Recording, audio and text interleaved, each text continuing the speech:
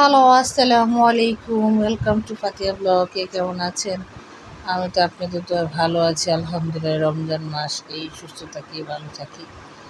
যাই হোক, সকাল সকাল একটা ব্লগ শুরু করে দিলাম। সকালে ঘুমের থেকে উঠে এখন তো আর রান্না বাড়া নেই সকালে, তো রোজা রাখতে পারি না, অসুস্থ সাথে হালকা পাতলা নাস্তা করি। সকালে রুটি, চা, ডিম পোস্ট খাইছি। খাওয়া দাওয়া করে ঘরের কাজগুলো করতেছি। বুয়া আসার কথা ছিল 1 তারিখে, বুয়া আসে নাই। বুয়া যে কি শুরু করে দিছে আমার সাথে, সব মানুষে ফাজলামি করে। তো সকালে উঠে থালা বাটি ধুইলাম, বুয়ার জন্য বসে আসছিলাম, তো বুয়া আসে নাই। তারপরে থালা বাটি ধুয়ে রান্নাঘরে ক্লিন করলাম, মাছ টাছ ভিজাইলাম, মেয়ের জন্য বিরিয়ানি গরম করলাম। তারপর বাহিরে গেলাম, একটু শাক পাতা কিনে নিয়ে আসছি।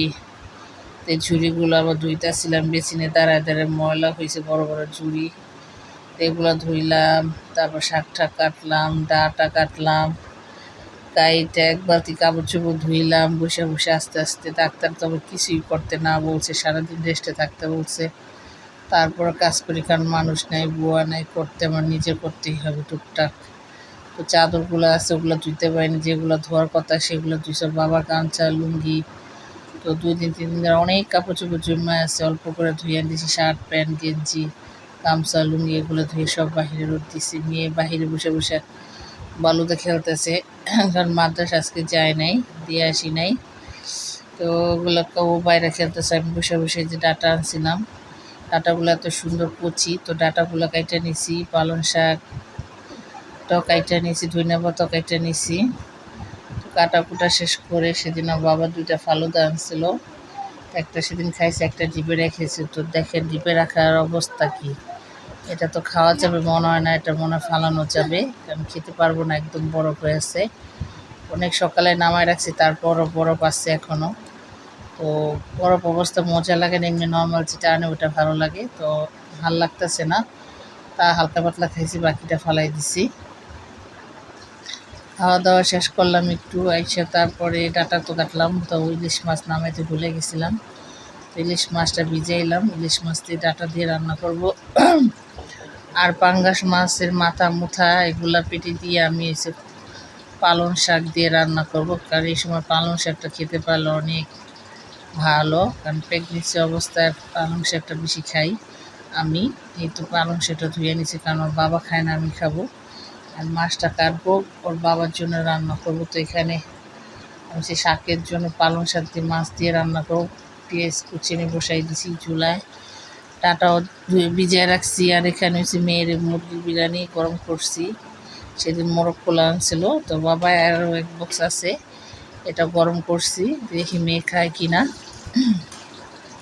আর গুছু টুছু করে রেখে আসছি, এখন দেখি আবার খাবার দিব, আর আমিও শাকটা বসাই দিব।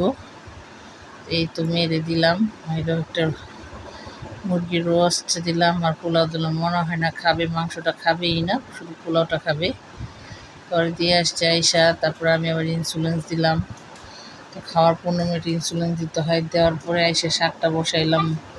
আমার ভীষণ ভালো লাগে পাঙ্গাস মাছের মাথা দিয়ে শাক দিয়ে, কার কার ভালো লাগে জানি না, কিন্তু আমার ভীষণ ভালো লাগে পাঙ্গাস মাছের শাক সবজিতে, যে কোনো পুঁই হোক, তাই শাক, লাউ শাক হোক, যেটা দিয়ে রান্না করলে ভালো লাগে। তো আমি একা খাবো, তো একবেলার জন্য রান্না করছি। তো রান্না করলাম, তারপর খাওয়া দাওয়া করলাম, তারপর আবার রান্না করতে আসছি। তো এখানে ডাটা যেটা কাইটা নিছি, ডাটা দিয়ে ইলিশ মাছ রান্না করব। এই তো তো ওর বাবা তো একা রোজা থাকে, তো বাবারে 2 পিস রান্না করে দিব, আর 2 পিস ভাজবো। সব রান্না তাও খাবে না, ভাজাটা হলে খাবে, এমনি রান্না করলে যেটা কাছে ওটা খাবে না। তো আমারই খেতে হবে, 1 পিস খাবে ভাজা, আর সবগুলো আমাকে খেতে হবে। তারপর 4-5 পিস নিলাম মাছ, দেখে আল্লাহ ভরসা। তো একদম হালকা হালকা মশলা দিয়ে রান্না করছি ভোর রাত্রের জন্য, সন্ধ্যা রাত্রের জন্য। আর রান্না করবো আম ডাল, আর হচ্ছে টমেটোর চাটনি। একটা একটা করে রান্না করি, অন্য কাজ করি। তো তরকারি আমার অলরেডি রান্না শেষ। তো এটা হচ্ছে বিকালে ভিডিও ছিল। তো মেয়ে তো খেলাধুলা করে এসে এখন আবার খাচ্ছে হয়েছে কেক, এই যে কেক নিয়ে বসছে, সে কেক খাবে। আবার দেখাইতেছে আম্মু দেখো এটাকে ভাঙানো যায়। সে খাওয়া দাওয়া করবে বিকালবেলা। তো আমরা তো রোজা রাখি না, তো হালকা পাতলা নাস্তা খাই। তো আমি এখানে একটা তরমুজ ছিল যে সেদিন আনছে, তরমুজটা অনেক বড় ছিল, খাই একা খাইয়া শেষ করতে পারি নাই, তো কাইটা নিছি, এখন একটু খাবো। তরমুজটা প্রচুর মিষ্টি, আর ফ্রিজে রাখলে তো ভীষণ ভালো লাগে। যাই হোক, ভিডিওটা ভালো লাগে লাইক কমেন্ট শেয়ার করো। ফাতেহা ব্লগস। আল্লাহ হাফেজ।